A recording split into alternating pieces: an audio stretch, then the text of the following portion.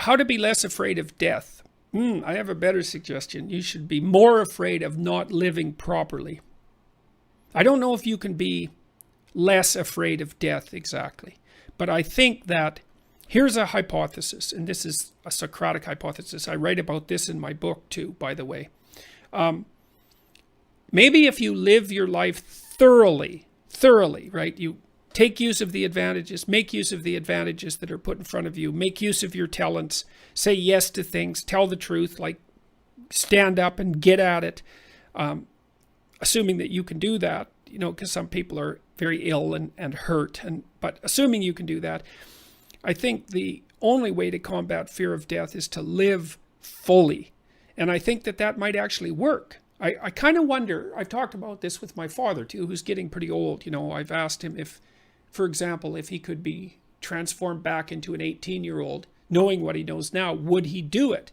And he was ambivalent about that. He didn't say no, but he didn't say yes. And we talked about this idea that if you lived your life fully,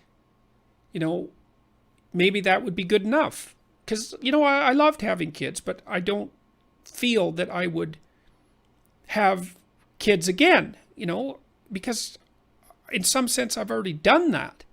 And so maybe there's a set number of adventures that you have to go on in your life. Let's say you have to be married, you have to have kids, you have to have a career, you have to have friends, you have to have something useful to do with your time outside of work. Those are all things that are covered in the Future Authoring Program, by the way. Maybe if you do all those, it's like, that's good enough. You've had your life and that's enough. I mean, I don't know. 10 years ago, I thought, if I could extend my life radically, then I would. And I'm not so sure about that now that I'm 55. I'm getting older. I kind of have a suspicion that you might come to an end, That's what it looks like. I mean, I don't want that to be soon, but maybe you exhaust yourself in your life, maybe you can, so that there's nothing left of you, really.